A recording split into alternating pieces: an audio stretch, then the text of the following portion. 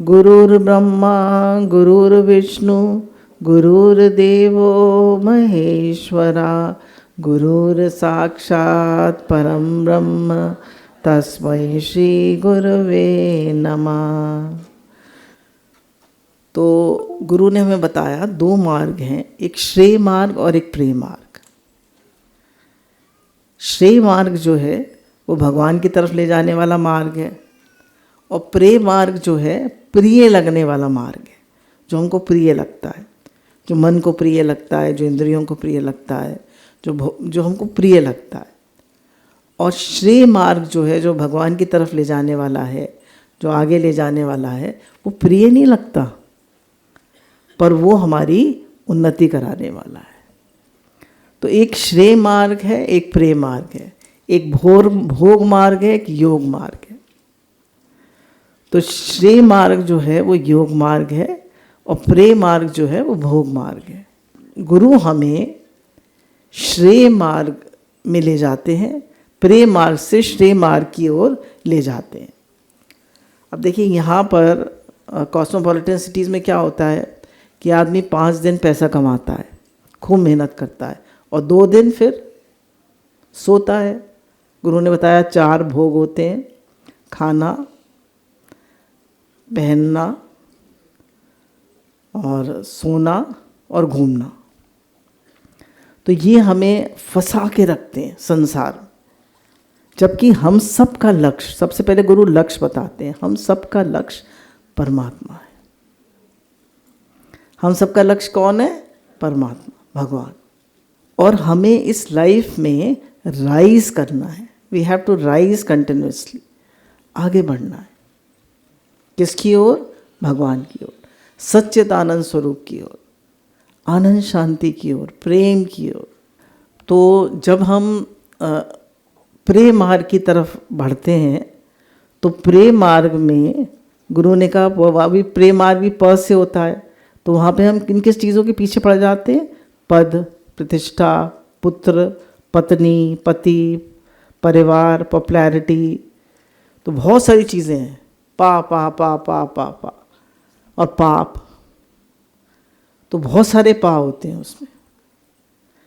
और फिर जब कोई परिस्थिति आती है जीवन में, तो वो हमें परमात्मा से जोड़ती है। तो प्रेय मार्ग जो है वो तो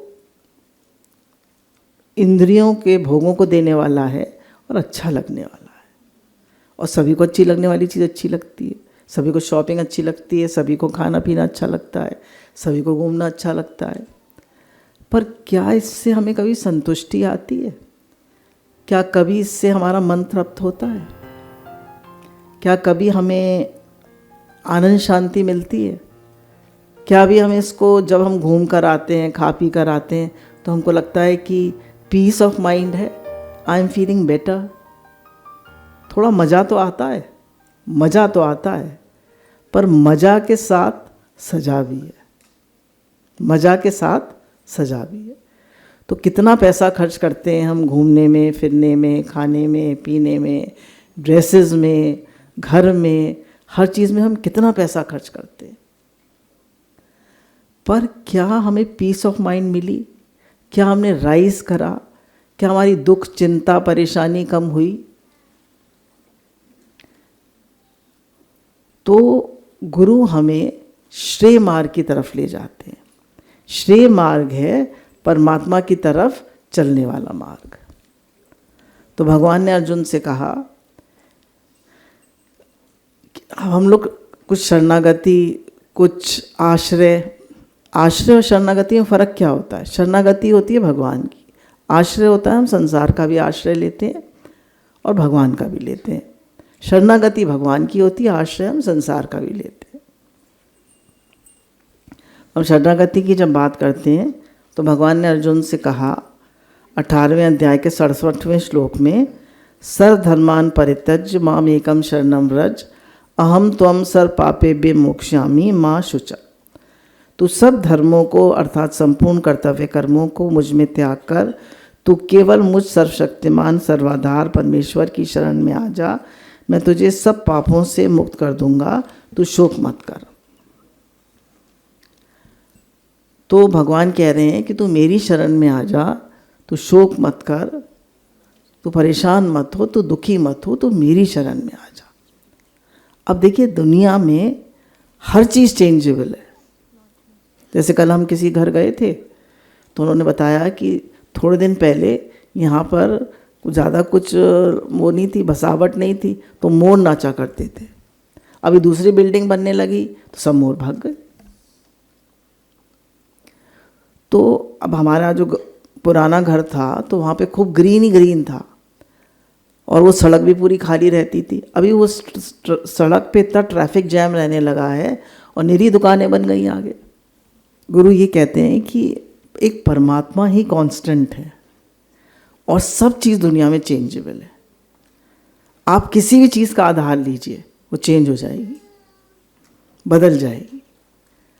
और दुनिया इतनी फास्ट चेंज हो रही है, आज एक प्रोडक्ट लॉन्च होता है, कल वो बदल जाता है। आज एक ड्रेस आती है, वो बदल जाती है। मतलब कुछ भी आप देखिए, कुछ भी, एनीथिंग, एवरीथिंग इज चेंजिंग। संस्कृति संसारा, जो बदलने वाला है वो संसार है और जो परमानेंट रहने वाला है वो भगवान है। तभी भगवान कह रहे हैं, हे अर्जुन तू मेरी शरण में आ जा, मैं तुझे सब तापों से, पापों से मुक्त कर दूंगा। देखिए हमारी लाइफ भी कंप्लीटली चेंज हो रही है, बचपन से लेकर आज दिन तक देखिए। और जो लोग बुढ़ापे की तरफ चल रहे हैं वो लोग देखिए अपनी लाइफ को, कितनी लाइफ बराबर बदल रही है। शरीर बदल रहा है, मन बदल रहा है, इंद्रियां बदल रही हैं, रिश्ते बदल रहे हैं, सब कुछ बदल रहा है। पर क्या भगवान बदल रहे हैं? और संसार बराबर बदल रहा है। तो हमने किसका आधार लिया है, संसार का या भगवान का? तो भगवान का आधार ही सच्चा आधार है, वही शरणागति है। तो गुरु कहते हैं plus God in everything you do. घर भगवान का, बच्चे भगवान के, सब काम भगवान का। तो जब हम शरणागत होते हैं भगवान के प्रति समर्पित होते हैं तो हम रिलैक्स्ड होते हैं, हम पीसफुल होते हैं कि भगवान आप जो करेंगे अच्छा करेंगे, जो होगा वो अच्छा होगा। और God's plan is perfect plan. भगवान का हर विधान मंगल में। तो there are two circles, one circle of love and one circle of fear. अगर हम अपने ऐसे इमेजिन करिए, दो लोग खड़े हैं, बुला लें दो लोगों को। अब एक सिचुएशन हमारे सामने आती है, मानिए कि कोई ऑपरेशन होना है।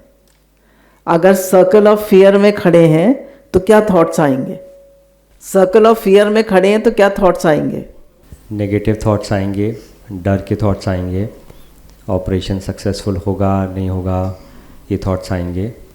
और हर बात वो सारी रिलेट होंगी जहाँ पर ऑपरेशन सक्सेसफुल नहीं हुआ। अभी हम सर्कल ऑफ लव में खड़े हैं, भगवान के समर्पित हैं, क्या थॉट्स आएंगे? गुरु भगवान जी के शुक्राने हैं। यही थॉट आएंगे कि भगवान जी हमारे साथ हैं, भगवान जी ने ही भेजा है ऑपरेशन करने के लिए डॉक्टर को। कुछ ना कुछ भगवान जी ऐसे करिश्मे दिखा देते हैं कि लगता है कि उनकी प्रेजेंस यही है और एक्सेप्टेंस हो जाती है कि जो भी हो रहा है भगवान जी सही करा रहे हैं। तो आपने देखा अगर सर्कल ऑफ फियर में होंगे तो नेगेटिव थॉट्स आएंगे, फियर के thoughts. Thank you thank you thank you, तो बहुत सारे नेगेटिव थॉट्स आएंगे, बहुत सारे फियर के थॉट्स आएंगे।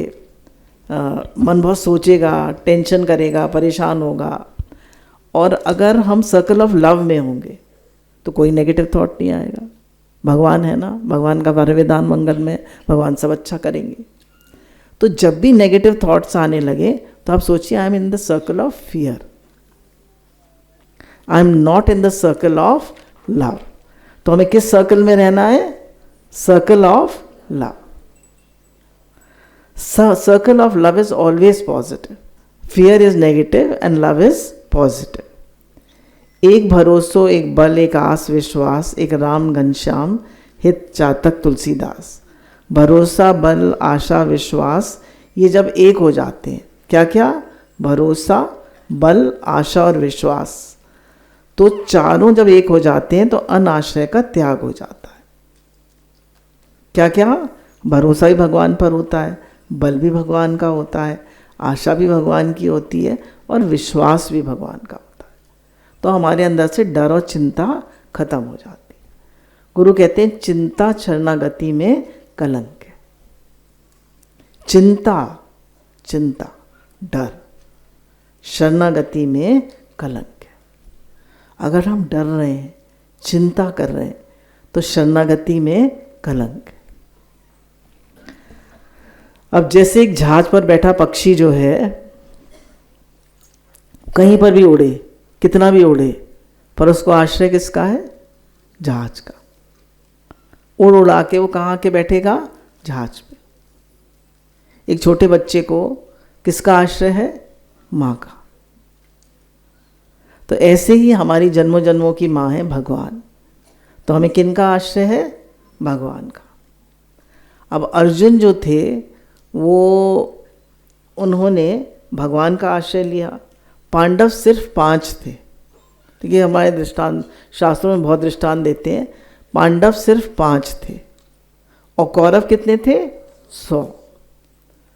पांडव 5 की 5 सुरक्षित रहे और पूरी चतुरंगी सेना और 100 कौरव मारे गए। क्यों? पांडवों के साथ भगवान थे।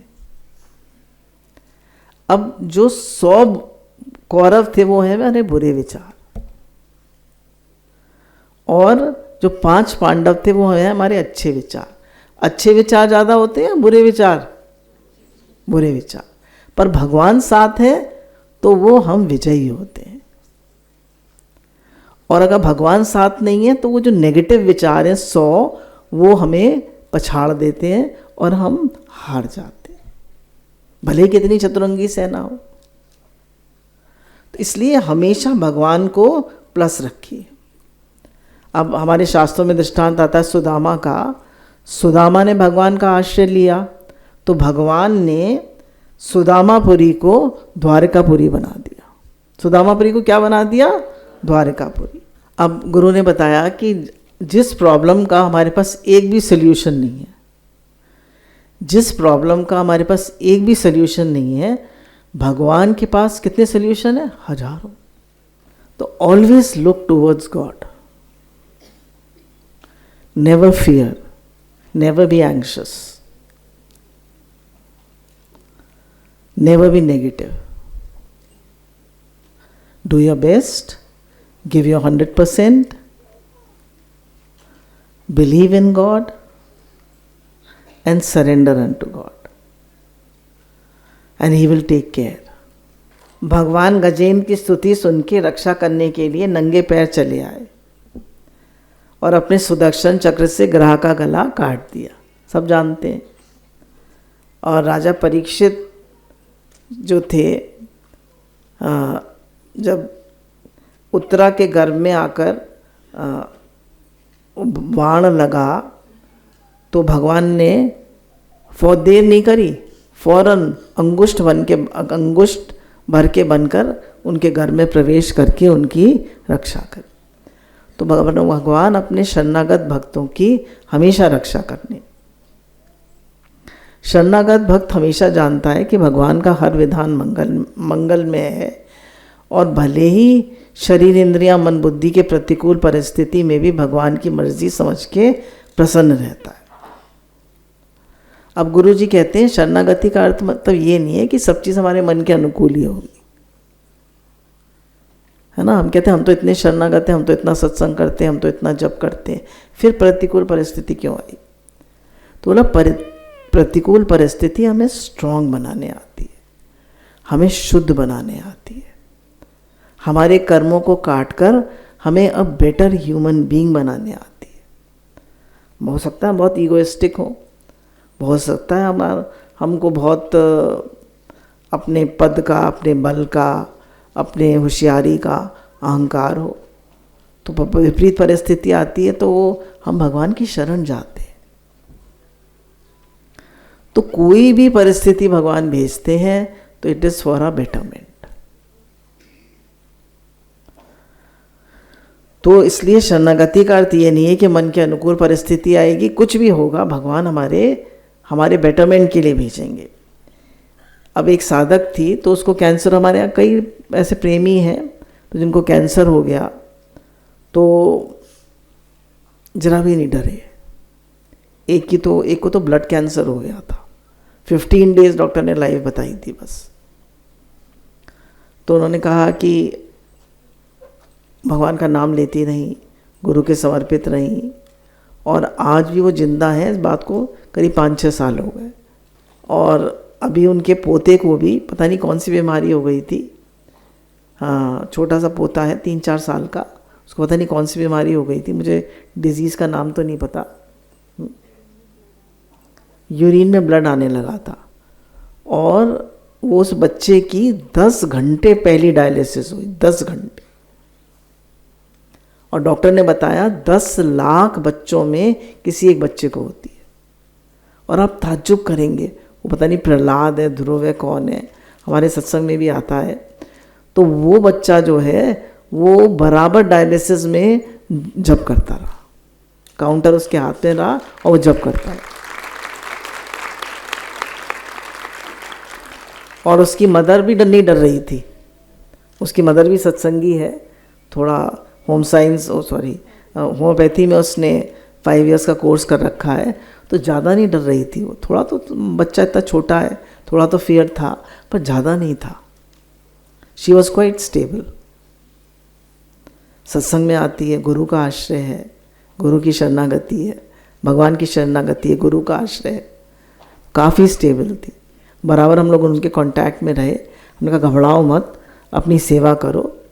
और कई दिन बच्चा हॉस्पिटल में रहा। पहले 10 घंटे डायलिसिस हुई, फिर 8 घंटे, फिर 6 घंटे।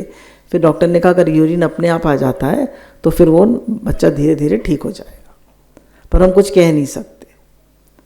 और फिर जब उसका ये हुआ कि अब उसको नॉर्मल रूम में शिफ्ट कर दिया गया है डायलिसिस रूम से, तो डायलिसिस में तो ले जाते हैं। और फिर वो उसमें था, वो आईसीयू में। तो बच्चा ठीक होके घर आ गया। तो किसने करा? किसका आश्रय था? किसकी शरणागति थी? घबराए नहीं, चिंता नहीं करी, पूरा भगवान के शरणागत रहे, गुरु का आश्रय था, ठीक हो गए। ये तो इंसान सोच सोच के ही बीमार हो जाता है। अब देखिए, अब हम लोग आश्रय पे आते हैं। हमारा ये जीवन एक यात्रा है। This life is a journey. This life is a journey for going back to God. अब इसमें हम 2 चीज़ों के समर्पित हो सकते हैं, या तो अपने अहम के या भगवान के। अहम के मीन्स ईगो के। तो हम देखें, सोचें कि हम ईगो के समर्पित हैं या भगवान के समर्पित हैं।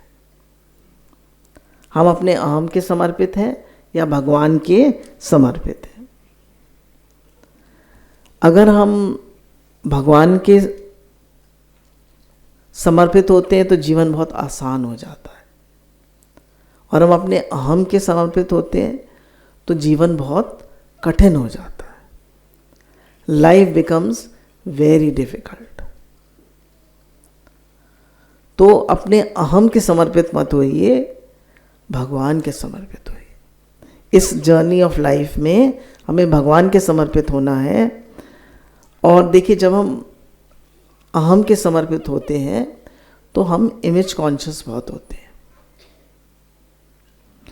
और हमारा जो ट्रिगर है खुशी का वो दूसरों के हाथ में होता है। किसी ने कुछ कह दिया तो हम खुश हैं, हमें पॉपुलैरिटी मिल रही है तो हम खुश हैं, हम राइज कर रहे हैं तो हम खुश हैं। तो the trigger is in others hands, the trigger of happiness, trigger of peace. और अगर हम भगवान के समर्पित हैं तो ट्रिगर जो है वो भगवान के हाथों में, हमारे हाथ में, क्योंकि हम भगवान के समर्पित। तो हम आदमी जो है वो हमेशा दूसरों के वो रहता है, दूसरों के आश्रित रहता है। तू मुझे खुशी दे, तू मुझे मान दे, तू मुझे सम्मान दे, तू मुझे प्रेम दे। तो we should be self sufficient, self contented. हमारे अंदर आनंद, शांति, प्रेम इतना होना चाहिए कि हमें दूसरे की एक्सेप्टेंस, दूसरे का प्रेम, दूसरे की चाहना हमेशा नहीं रहनी चाहिए। मिले तो बहुत अच्छा, नहीं मिले तो कोई बात नहीं, भगवान है। God is our biggest support, he is always there 24/7। अगर आपका मन बड़ा परेशान हो रहा है तो आप पति को रात को नहीं जगा सकते, पर भगवान को हमेशा जगा सकते हैं। वो जाग ही रहे हैं आपके लिए। ही is always looking towards you. कोई भी परेशानी आती, कोई भी बात आती है तो हम मन की तरफ देखते हैं, मन ही ईगो है, या भगवान की तरफ देखते हैं। और हर समय भी, अब देखिए इतना बड़ा आप लोगों ने शिविर किया तो आपकी दृष्टि किस पे थी? गुरु पे थी कि गुरु कराएंगे, गुरु कराएंगे, गुरु कराएंगे। तो हो रहा है शिविर और हो भी जाएगा। और हम सोचते मैं करूंगा, मैं करूंगा, मैं करूंगा, तो बहुत बहुत टेंशन हो जाती। तो मैं नहीं करूंगा, भगवान कराएंगे, है ना? मैं नहीं करूंगा, भगवान कराएंगे। God is our biggest support. अच्छा देखिए, बहुत पुराना दृष्टांत है कि एक बार एक आदमी ट्रेन में ट्रेन में बहुत महंगा सामान लेके जा रहा था। दो के पास थे, दोनों फ्रेंड्स थे। तो एक ने तो अपना जो बहुत अच्छा महंगी क्रॉकरी थी, तो एक ने तो ऊपर उठा के रख दी। दूसरे ने कहा नहीं बहुत महंगी है, बहुत इम्पोर्टेड है, और मैं तो नहीं रखूँगा। तो उसने सर पे रखी। तो ट्रेन में चलते चलते अचानक जोर का झटका लगा उसको, नींद भी आ रही थी उसको। तो पेटी उसके छूट गई उसके हाथ से और गिर गई और टूट गई। और जिसने ऊपर रख दी थी उसने पूरी सीनरी भी देखी, आराम से मज़ा भी लिया, अपना भजन गाता हुआ अपने आराम से मौज करता हुआ गया। तो अब हमने अपने जीवन को अपने सिर पे लाद रखा है कि मुझे करना है, मुझे करना है, मेरे करने से होगा, या हम भगवान के समर्पित हैं।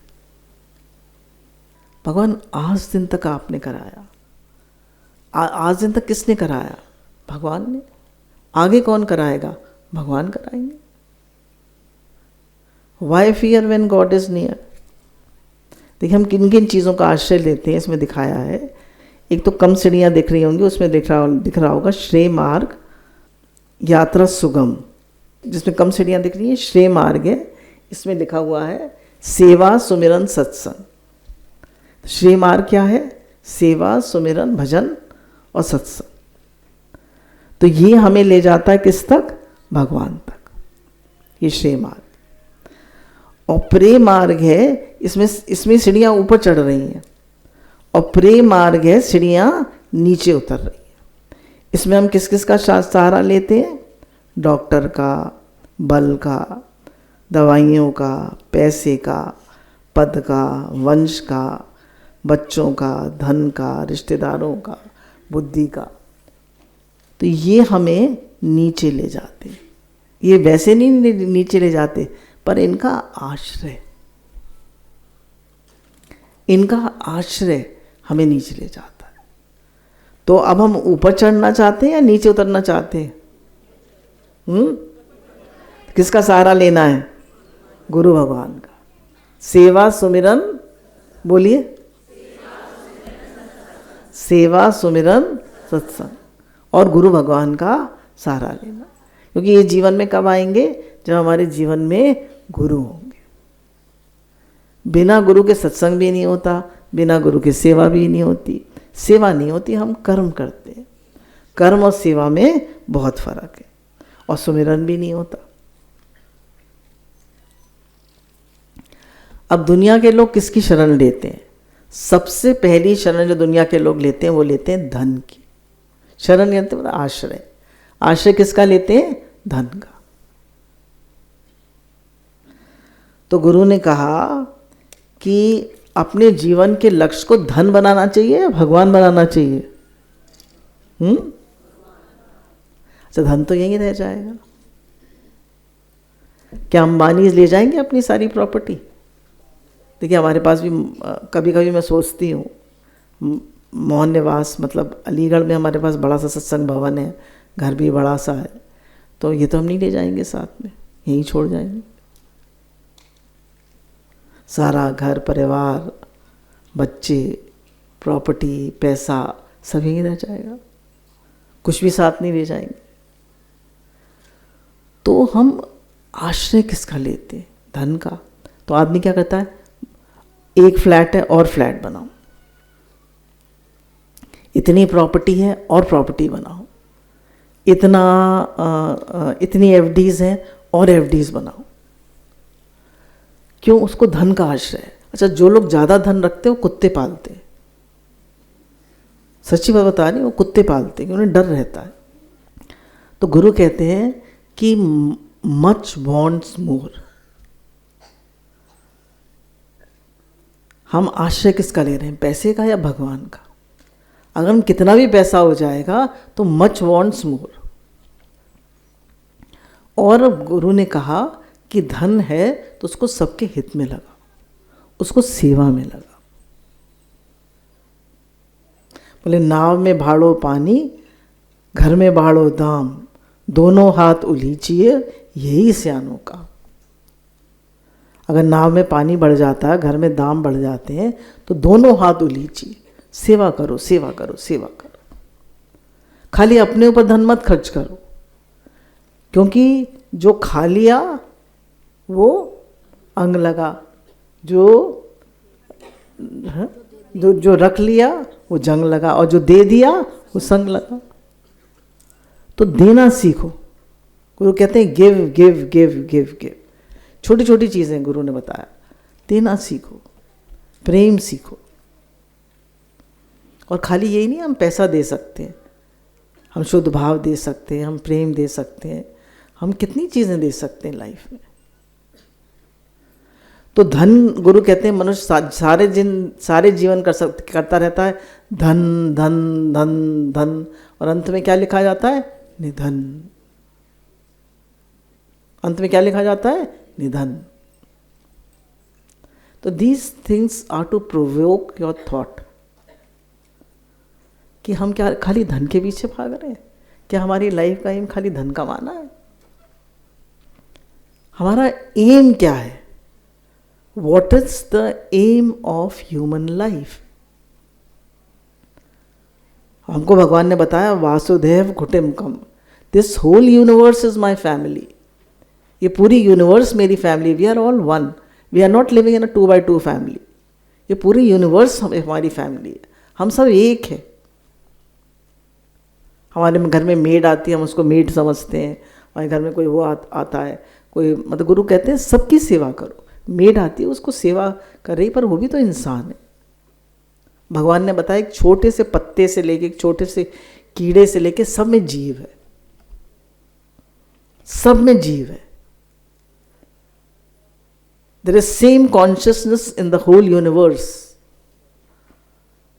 पूरे यूनिवर्स में एक कॉन्शियसनेस है, वन गॉड, वन कॉन्शियसनेस। तो हमें सबके लिए एक भाव होना चाहिए, है ही भगवान।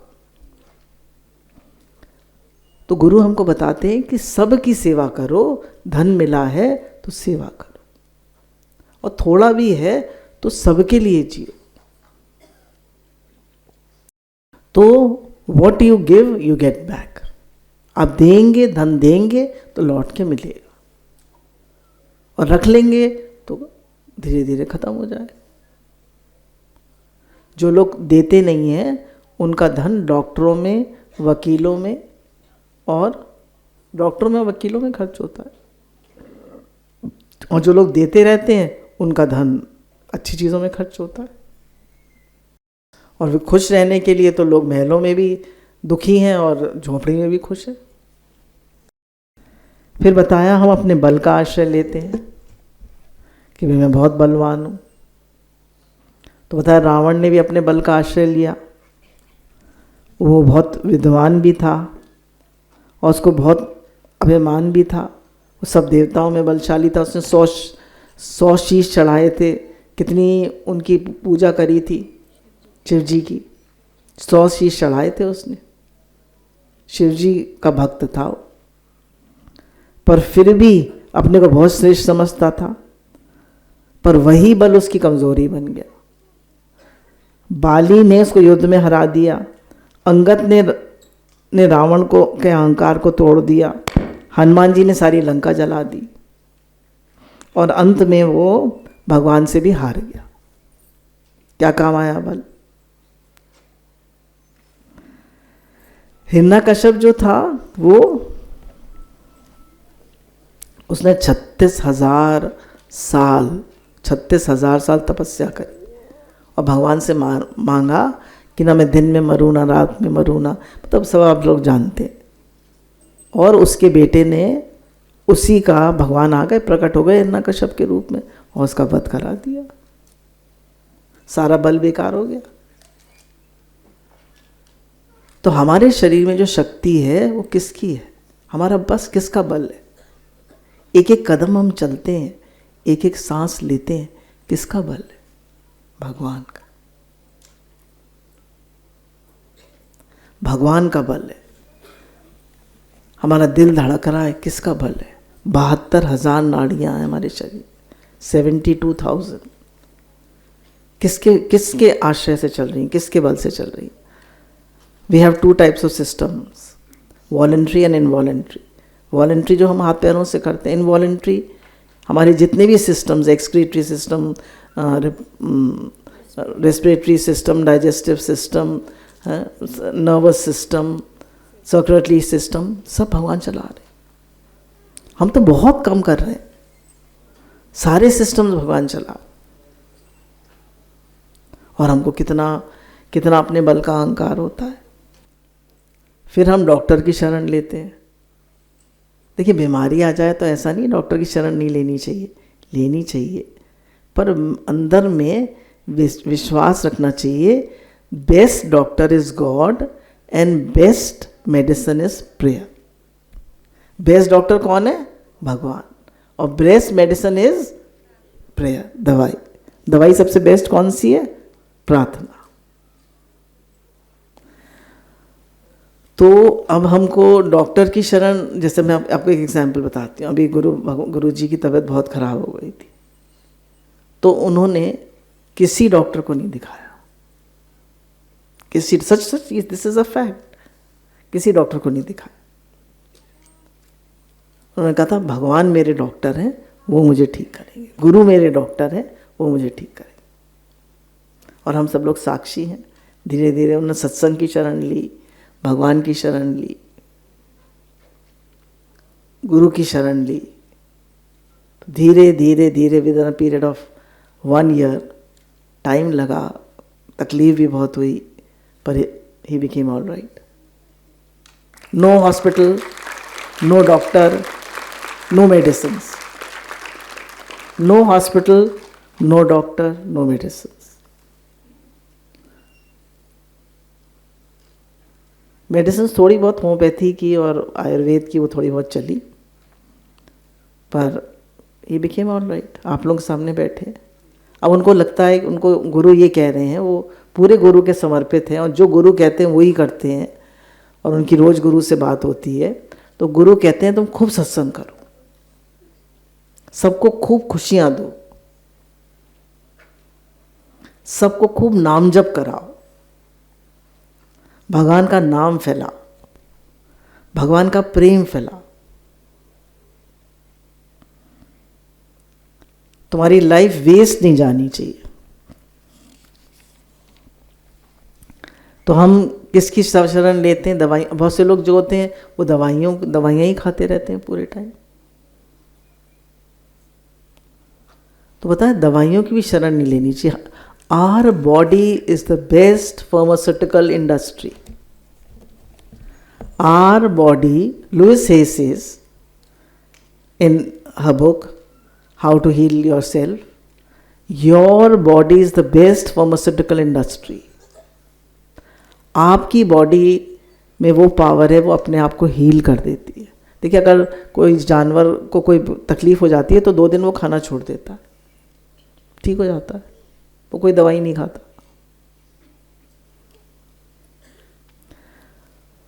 तो हम क्यों इतना दवाइयों पे डिपेंडेंट है?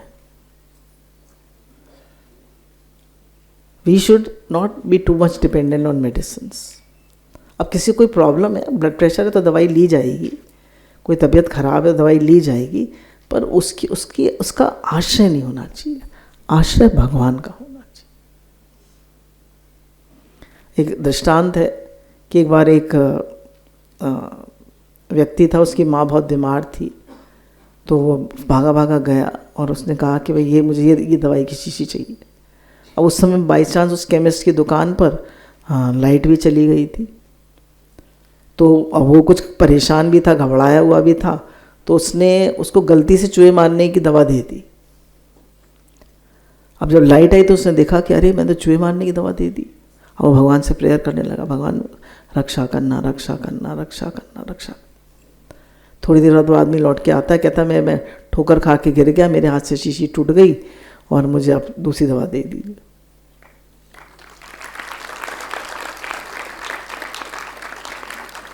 तो किसका आश्रय काम आता है? भगवान का। फिर हम बच्चों का आश्रय लेते हैं। एक बात हमेशा याद रखिए कि जो लोग अपने माता पिता की सेवा करते हैं, जो बच्चे, वो हमेशा लाइफ में राइज करते हैं। जो झुर्री, जिनके सर पे झुर्रियों भरा हाथ होता है, आशीर्वाद का हाथ, वो जिंदगी में हमेशा आगे बढ़ते हैं। और जो अपने माता पिता की सेवा नहीं करते, उनको कुछ नहीं समझते, तो वो लाइफ में आगे नहीं बढ़ते। पता नहीं हम किसके आश्रय से, किसकी आशीर्वाद से आगे बढ़ रहे हैं। हम समझते हैं हम हमारे बल से, हम अपनी मेहनत से बढ़ रहे हैं, पता नहीं किसके आशीर्वाद से आगे बढ़ रहे हैं। तो कह रहे हैं बच्चों का आश्रय नहीं लेना चाहिए, क्योंकि हम लोग देखते हैं, एक हमारे वो हैं मेजर जनरल साहब हैं मेरठ में, तो उनके बच्चे नहीं हैं, तो उन्होंने राधा कृष्ण रख रखे हैं अपने घर में और उनको बेटा बहू बना रखा है। वो कहते हैं हमारा सारा ध्यान वो रखते हैं। उनकी वाइफ शायद वो 83 या 84 ईयर्स की है, वो खुद 81 ईयर्स की, वाइफ बड़ी है, और कई उनको कुछ होता रहता है, पर दोनों चल रहे हैं और इतना नाम जप करते हैं, जबकि मिलिट्री में बहुत हाई पोस्ट पे रह चुके हैं। ऐसे हम लोग देहरादून पहले बहुत जाया करते थे, बड़े बड़े घर होते थे लोगों के, पर वो उनके बच्चे बाहर चले जाते थे, विदेश चले जाते थे, बाहर चले जाते थे। अब किसका आश्रय लें? भगवान का, गुरु का। वो आश्रय हमेशा हमारे साथ रहता है। फिर हम शरीर का आश्रय लेते हैं। देखिए आजकल शरीर पे कितना पैसा खर्च होता है। सारी कॉस्मेटिक इंडस्ट्री, सारी गारमेंट इंडस्ट्री, सारी एक्सरसाइज इंडस्ट्री, सारी food industry, all is dependent on this body. कितना हम बॉडी कॉन्शियसनेस है। तो गुरु कहते हैं इस शरीर का भी आश्रय नहीं ले सकते, ये भी चेंजेबल है। तीन चीज़ें इस शरीर को देखिए। अब ये भी बात समझने की है कि ये शरीर ही हमें परमात्मा तक ले जाता है। व्हीकल है ना, व्हीकल है ये हमें भगवान तक ले जाएगा। शरीर जो है, इसमें तीन चीज़ें हमें ध्यान रखनी है। एक तो right food, right thinking and exercise. Right food, right thinking and right exercise, क्योंकि ये हमें परमात्मा तक यही तो ले जाएगा। अगर ये बीमार पड़ा रहेगा तो सारा मन इसी में घुस जाएगा। तो हमारी एक तो फूड राइट होना चाहिए।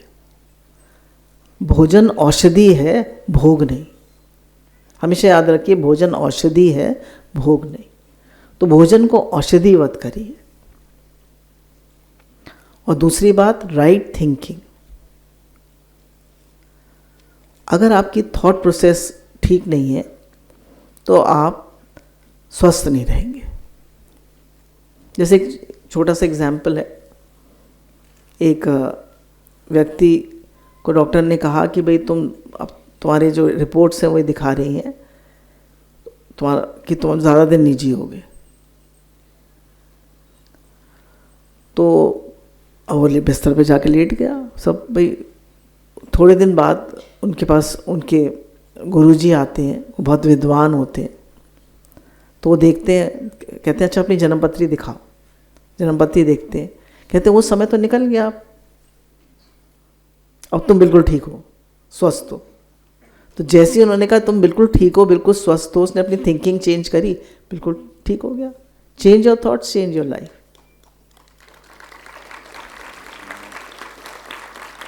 तो हमारी सोच क्या है? हमारी सोच क्या है?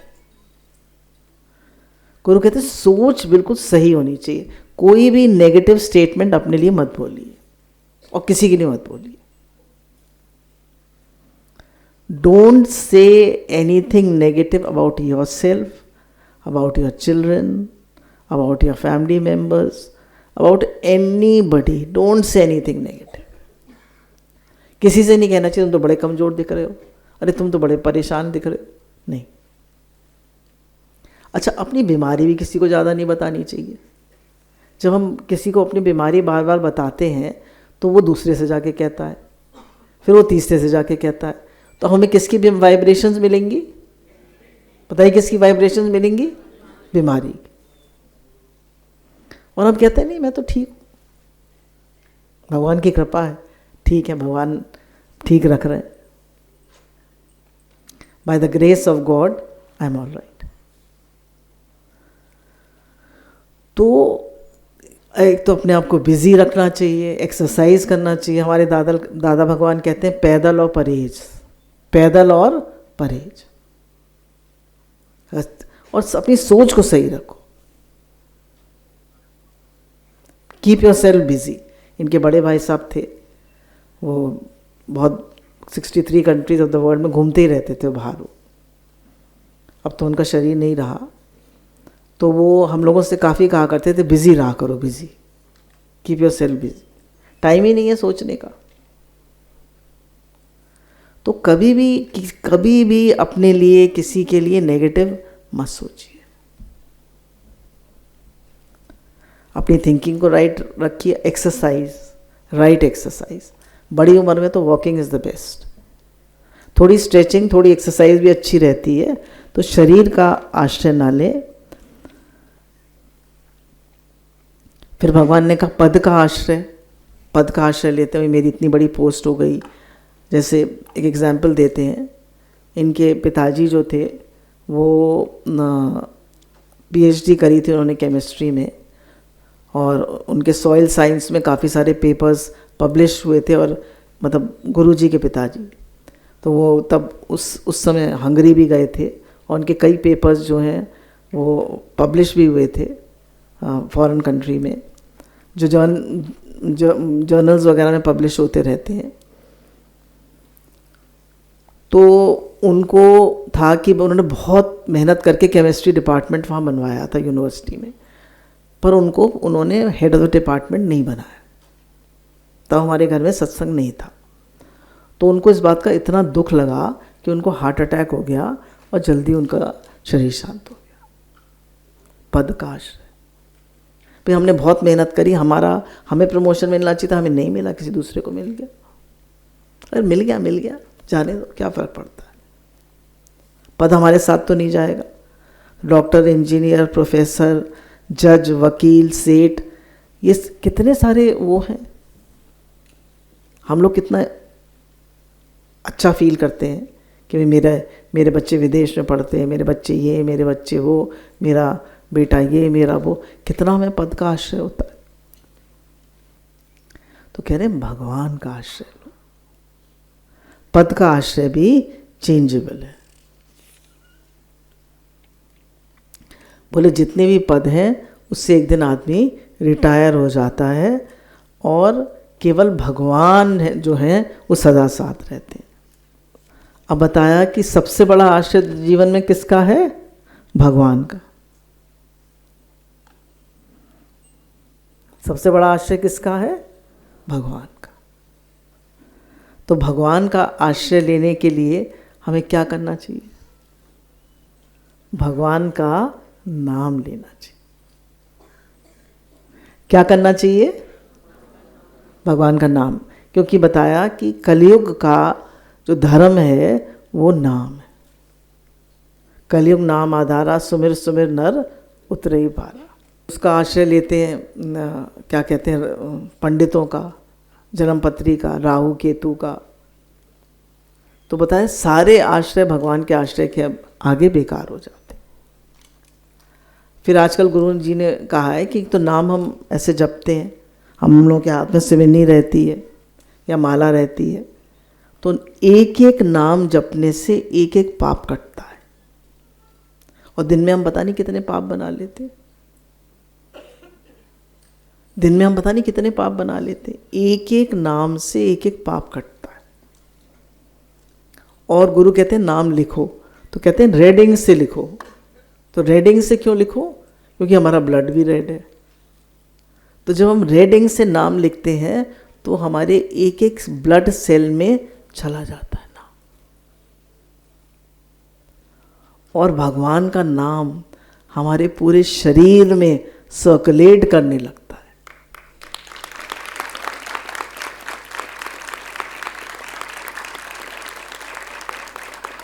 तो गुरु कहते हैं इतना नाम लो और इतना नाम लिखो कि तुम्हारे सबकॉन्शियस माइंड में चला जाए।